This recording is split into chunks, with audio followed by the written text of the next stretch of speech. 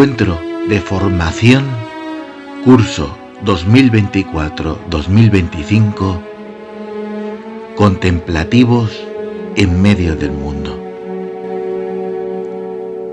Oh alto y glorioso Dios, ilumina las tinieblas de mi corazón y dame fe recta, esperanza cierta y caridad perfecta, sentido y conocimiento, Señor, para que cumpla tu santo y veraz mandamiento.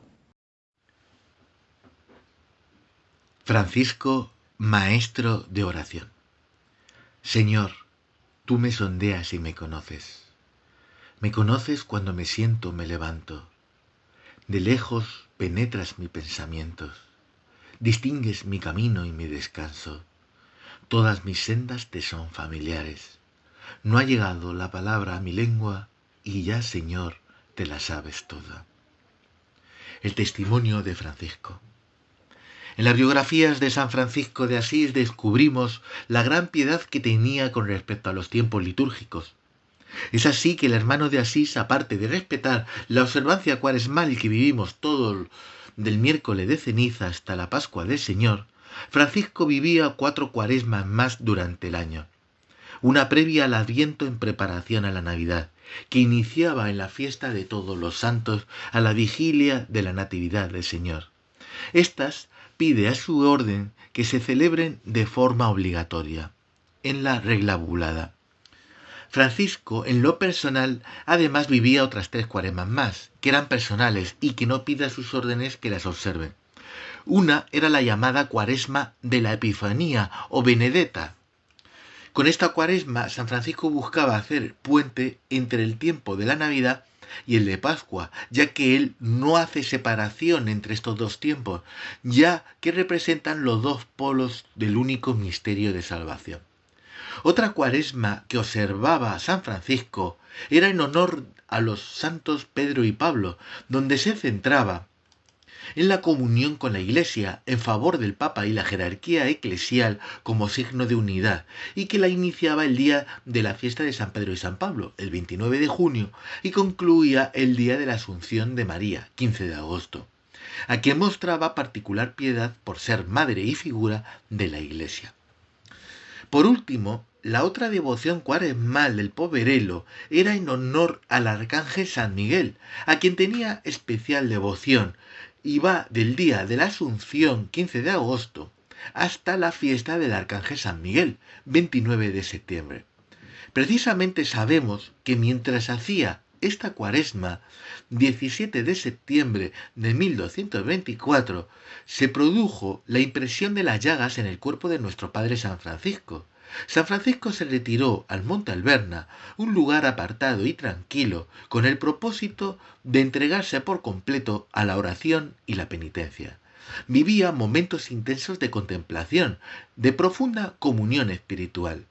Tenemos ya el recuento de las 5 cuaresmas que vivía San Francisco, lo que significa que invertía al menos 200 días del año para estar solo con el Señor, 200 días que pasaba en soledad, en oración y en mortificación. Es decir, que en los 20 años de su vida de conversión, de los 44 que vivió, empleó más tiempo en la contemplación que en la acción y el apostolado. Primer aspecto interesante para reflexionar. Podemos seguir entendiendo un poco más lo que San Francisco nos enseña con su testimonio, pues llega hasta nuestros días como fuente de inspiración para muchos que por 800 años han pasado su legado. Francisco, enséñanos a orar. Este material no tiene la pretensión de un estudio de la oración de San Francisco, pues nos llevaría una gran cantidad de tiempo y no acabaríamos de sacar riquezas. Lo que trato aquí es una mera pincelada a la vida de oración de San Francisco como muestra a los que aspiramos en nuestra vida de oración, en este caminar hacia Cristo, que seguimos el ejemplo de San Francisco. Me va a ayudar un santo que amó mucho la espiritualidad franciscana, San Pablo VI, que ya hemos mencionado en esta formación. En el discurso dirigido al mismo capítulo, el día 30 de septiembre, a los frailes de 1974, a los frailes capuchinos, Pablo VI nos va a dar la clave de la vida de oración de San Francisco de Asís. Además, seguía insistiendo en el valor de la oración como franciscano que ya he propuesto en esta formación. Decía, permitidnos, en primer lugar, que nuevamente os recordemos la necesidad de conservar y excitar en vosotros aquel espíritu contemplativo que tan claramente brilló en la primera edad de los franciscanos, lo cual exige, según el concilio, que incluso en la promoción de las obras externas ocupe siempre el primer lugar la renovación espiritual. De esta fuente brotó en el pasado la fecundidad de vuestra orden. También de aquí se deberán sacar en lo sucesivo nuevas energías con las que vuestra disciplina logre la abundancia deseada de fuerzas. Por ventura en esto, San Francisco no es para vosotros un ejemplo admirable, nos preguntaba. ¿Por ventura en esto San Francisco no es para vosotros un ejemplo admirable? Porque para él la oración era un segurísimo puerto, no una oración momentánea, vacía, presuntuosa, sino una oración prolongada, llena de devoción, colmada de humildad. Si la comenzaba por la tarde, apenas la terminaba.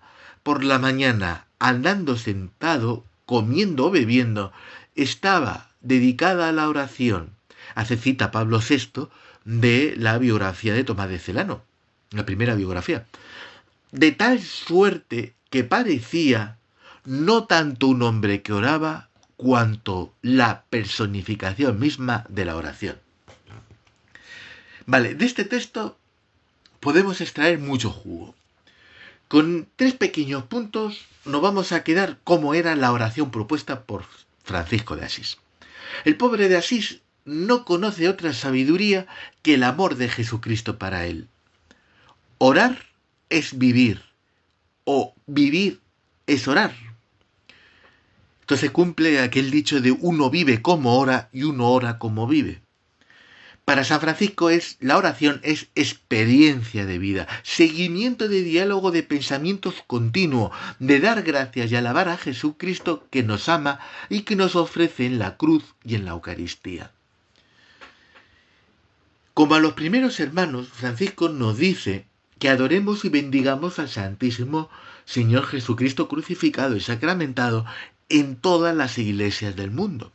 Nos dice así en su testamento.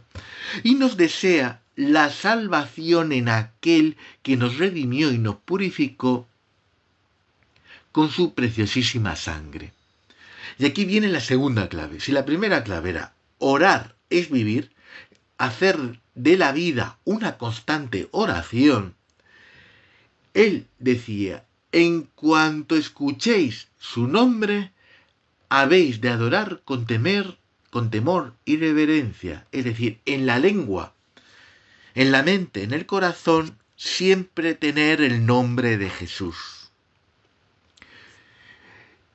Nos postraremos en tierra a Él, el Señor Jesucristo, cuyo nombre es el Hijo del Altísimo, que es bendito por los siglos. Me quedo con este verbo también, postrados. En todas las apariciones que hay de Jesús en el Evangelio, después de la resurrección, se repite mucho el verbo postrarse. Los apóstoles ante Jesús resucitado se postran. Esa es nuestra actitud, postrarnos en una adoración constante ante la figura de Jesús. Continuamos. Jesús nos conduce al Padre y Francisco no se cansa de recomendarnos.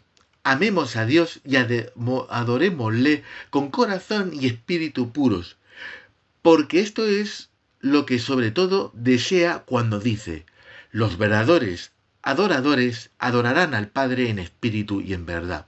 Por lo tanto, todos los que le adoran deben adorarle en espíritu y en verdad.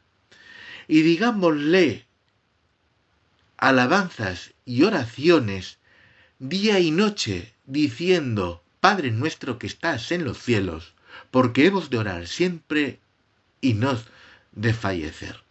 ¿Vale? Esto está extraído de la segunda carta a los fieles.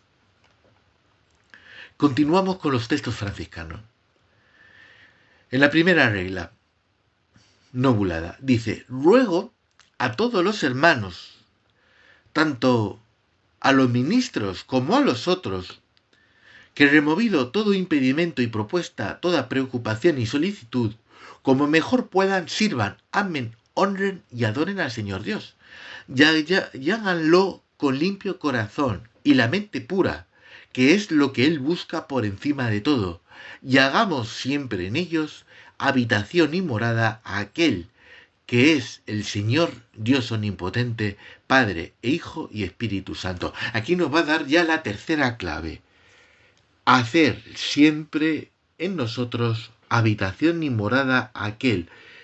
Desprendernos de aquello, ya sea material o inmaterial, que también está en nuestro interior, despojarnos para hacer hueco del Señor, de tal manera que nuestra oración sea siempre una búsqueda hacia esa morada donde está nuestro Señor Jesucristo. Con estas tres claves, hacer la vida una oración constante, donde en mente, palabra, corazón y acto esté presente el nombre de Jesús, y dejar que haya morada de Dios en nuestro interior para que cumpla lo que decía San Pablo: ya no soy yo quien vive, sino que es Cristo quien vive a mí. Será los pilares de nuestra vida de oración y contemplativa en este mundo, y es lo que vamos a profundizar a continuación en los siguientes audios. Pero antes vamos a reflexionar sobre el deseo del hombre actual de oración, que será también el nuestro, que aunque vivamos una vida de oración, os planteo las siguientes preguntas a reflexionar. ¿No habrá carencias para tener una vida de oración más perseverante? ¿Qué dice el Evangelio de la perseverancia en la oración? ¿Continuamos? Venga.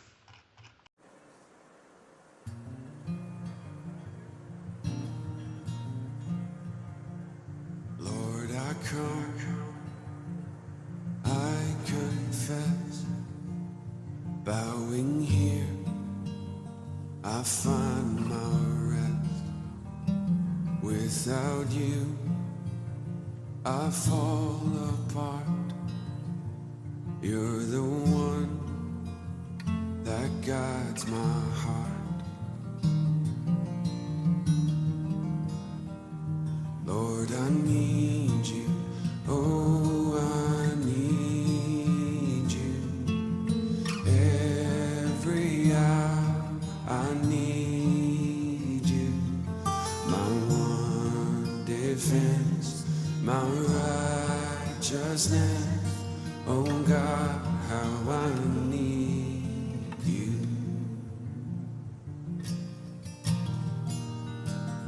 Where sin runs deep, your grace is more.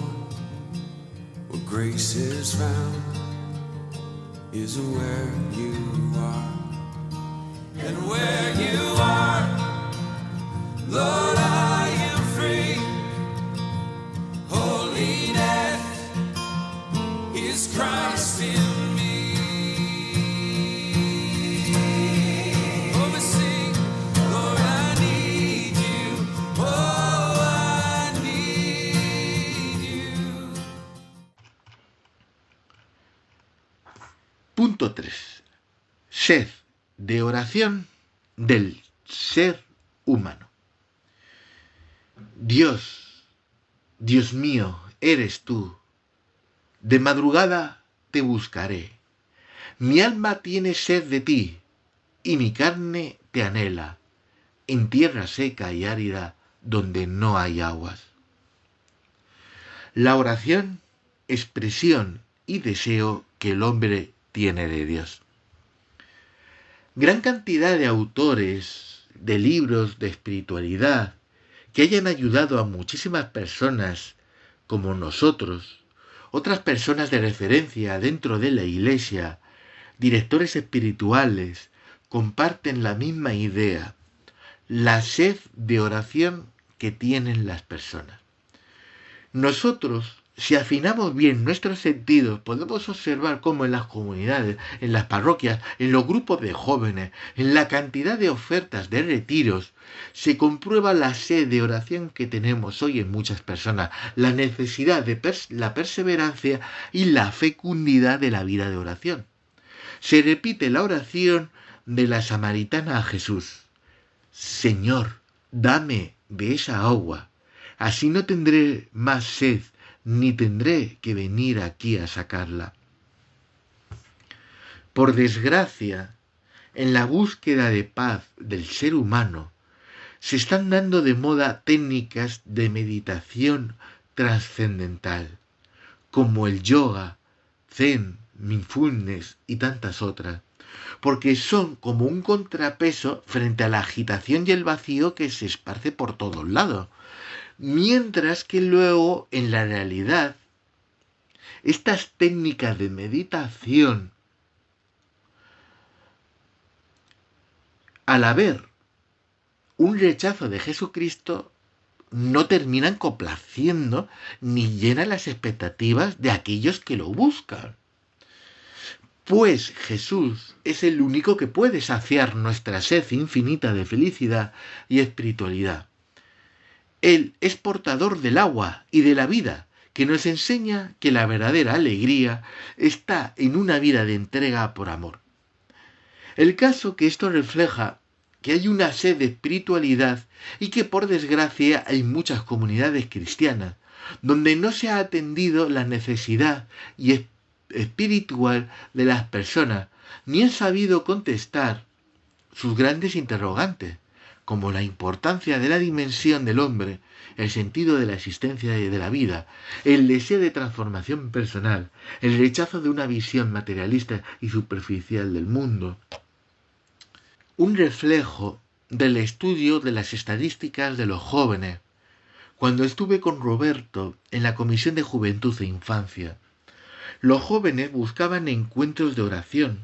Es muy importante comprender la importancia que tiene la oración para el joven. El momento de adoración al Santísimo, como el rezo del Vía Crucis en la Jornada Mundial de la Juventud, son momentos claves de estos encuentros. Los movimientos de jóvenes actuales que tienen mucha presencia en número de jóvenes, como en las diócesis, donde hay diócesis que tienen una gran vida juvenil, grupos como Hakuna, pues dedican mucho tiempo a la oración. Y es clave en sus reuniones los ratos de oración y adoración. Incluso superan con creces al tiempo de formación. En estas diócesis están teniendo mucho interés por parte de los jóvenes las oraciones de alabanza con música, los conciertos oración, ¿no? Y esta pregunta que hice a los jóvenes a través de las encuestas, pues lo corrobora. De la misma manera, la siguiente gráfica muestra que nosotros como franciscanos seglares, cuya forma de vida es vivir y guardar el santo evangelio de nuestro Señor Jesucristo, cuya lectura ha de ser asidua, pasando del evangelio a la vida y de la vida al evangelio, podemos dar respuesta a los jóvenes y motivarnos en conocer la Sagrada Escritura y encontrar en la lectura la persona de Cristo viviente y operante. Pues esto mismo que nosotros deberíamos buscar y desear es lo que desean también los jóvenes. No es nada diferente a nosotros. Lo que más necesita el mundo de hoy es la oración. La Iglesia lo ve. Así, como he dicho, grandes autores de espiritualidad lo repiten. De aquí, precisamente, nacerán todas las renovaciones, las curaciones, las transformaciones profundas y fecundas que deseamos para nuestra sociedad. Nuestra tierra está muy enferma y solo el contacto con el cielo la podrá curar. El mundo necesita que la Iglesia hoy contagie a los hombres su sed de oración y enseñarles a orar. La llamada de evangelizar, la llamada de ser una iglesia samaritana, se nutre de una llamada previa antes, que es la llamada a la vida de oración. Una llamada a una vida de oración es el encuentro íntimo y profundo con Dios. Incluso transmitir el gusto por la vida de oración. Es una gran obra evangelizadora, a la vez una obra de caridad. Descubrir a alguien el gusto por la oración, ayudarle a perseverar en este camino, no siempre es fácil, pero es el mayor regalo que se le puede hacer. Así nos dice el Señor en el Evangelio según San Mateo: id y haced que todos los pueblos sean mis discípulos, bautizándolos en el nombre del Padre, del Hijo y del Espíritu Santo, enseñándoles a observar todo lo que os he mandado. En conclusión, hermanos, hoy muchas personas, y es un motivo de alegría, tienen sed de Dios y sienten el deseo de esta vida de oración personal profunda e intensa y quieren hacer oración. Además, que sea una oración continua. Entiendo que aquí ya entramos más en nuestro terreno, porque tengo claro que todos los franciscanos seglares, todos los que estamos profesos, todos aquellos que me escucháis, hacemos todos oración. Pero siempre hay un algo que nos falta. A mí personalmente me pasa. Siempre me estoy diciendo: Arturo, tengo que rezar más. No rezo lo suficiente. Esto no te hubiera pasado si se lo hubieras expuesto al Señor en la oración. Tengo que tener presente más a Dios en mi vida. En nuestra vida cotidiana encontramos distintos obstáculos para comprometernos seriamente en esta vida de oración constante.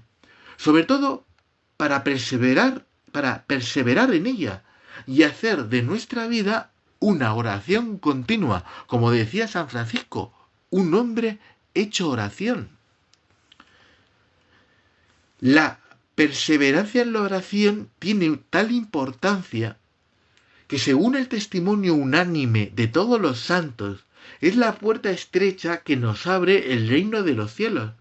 Por ella, y sólo por ella, recibimos todos los bienes que ni ojo vio, ni oído oyó, ni llegó al corazón del hombre. Eso preparó Dios para los que le aman. Dice así San Pablo en Corintios. Pues es la fuente de la auténtica felicidad, pues quien la practica no dejará de gustar y ver qué bueno es el Señor. Repito, la oración es la fuente de la auténtica felicidad. Y encontrará el agua viva prometida por Jesús. Quien beba del agua que yo le daré no tendrá sed jamás. ¿Y quién, hermanos, quién de nosotros no quiere beber de esta agua?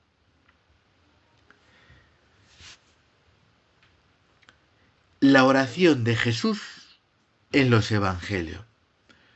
Lo primero que haremos y seguir profundizando es ir a los Evangelios. Como siempre, vayamos de la vida al Evangelio, porque el Evangelio nos dará las respuestas incluso a aquellas preguntas que no somos capaces de plantearnos, de hacer. Una de las actitudes que resaltan más de Jesús mientras cumple su misión es la frecuencia con la que acude a la oración. Una oración en la que se separaba del bullicio, se separaba de sus apóstoles, se iba con su Padre. El ritmo de su ministerio está, en cierto sentido, marcado por los momentos en que se dirige al Padre. Y nosotros, hermanos, mis momentos claves de mi vida están marcados por la oración. Jesús se recoge en oración antes de su bautismo. La noche previa a la elección de los 12, también antes va a rezar.